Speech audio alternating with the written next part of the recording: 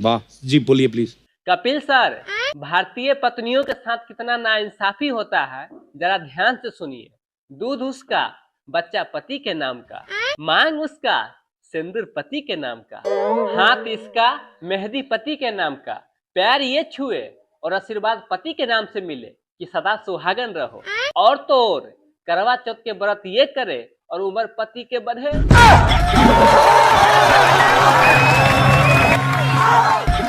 समझ रहे हो? समझ रहे हो ना? पति मजाक के मूड में था तो पत्नी से बोला कि मैं एक फिल्म बना रहा हूँ, तुम उसमें काम करोगी क्या? तो पत्नी बोली हाँ क्यों नहीं, पर सीन में क्या करना होगा? तो पति बोले धीरे धीरे तुमको पानी में जाना है। तो पत्नी बोली ठीक है चली जाऊंगी, पर फिल्म का नाम क्या होगा? तो पति बोले गई भैंस पानी में।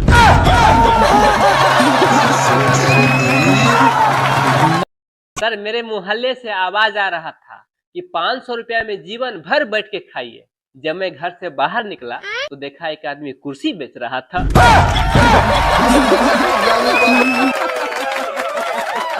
कपिल सर, कल मैंने टीवी पर देखा कि बाबा रामदेव बोल रहे थे कि शाकाहारी बनो, फिर ये पतंजलि का मीट मसाला और बिरयानी मसाला क्यों बेच रहे हैं?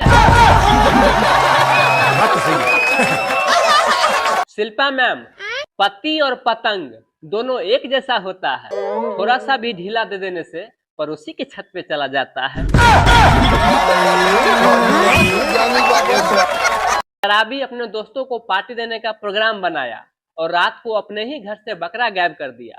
सुबह जब पार्टी खत्म करके घर लौटा तो देखा बकरा वैसा ही खड़ा था। देख के बड़ा अचंभा हुआ तो पत्नी से बोला ए जी सुनो तो, ये बकरा कहाँ से आया? तो पत्नी बोली अरे बकरा का गोली मारिए, रात से हमारा कुत्ता गायब है।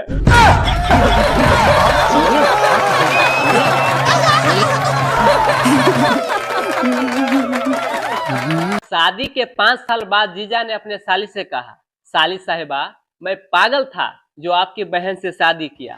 तो साली साहिबा बोली जीजा जी आप सिर्फ पागल ही नहीं अंधा भी थे, वरना उस दिन दीदी के बगल में तो मैं भी खड़ी थी।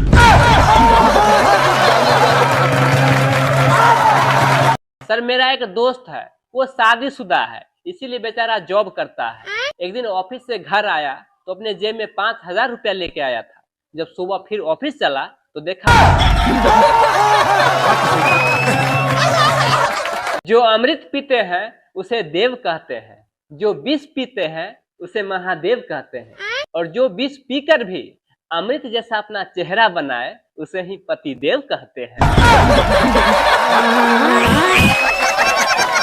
एक मरीज ने डॉक्टर से कहा डॉक्टर साहब मेरे बाल बहुत झड़ रहे हैं।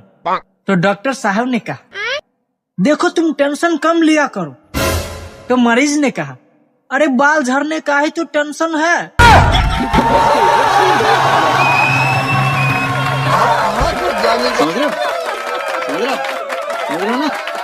मुस्कुराना हर लड़कियों की अदा है, जो इसे प्यार समझे वो एक नंबर का गधा है।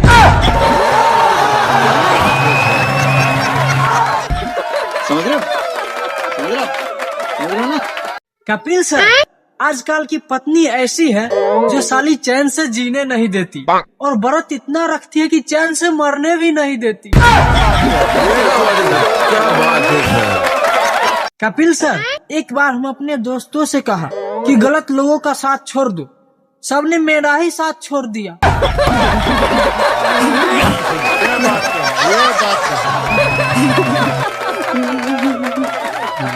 दोस्तों, आप लोगों को आज एक बात बताऊं, बहुत लोग कहते हैं कि दाल में कुछ काला है, लेकिन हम आपको बता दूं वह जला हुआ जीरा रहता है।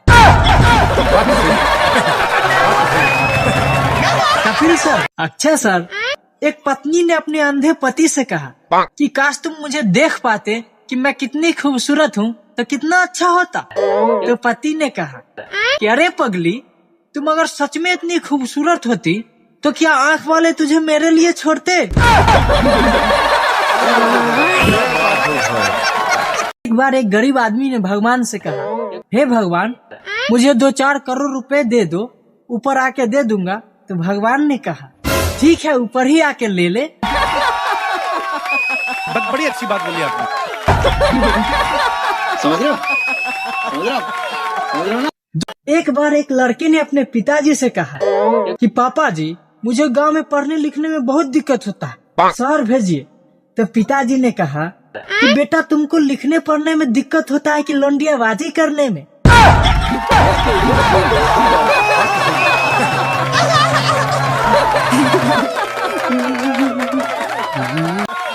एक बार देवर ने अपने भाभी से कहा, भाभी जी आपके बर्तन बहुत चमक रहे हैं, धोने के लिए किसका इस्तेमाल करती है? तो भाभी ने बोला, अरे अपने पति का।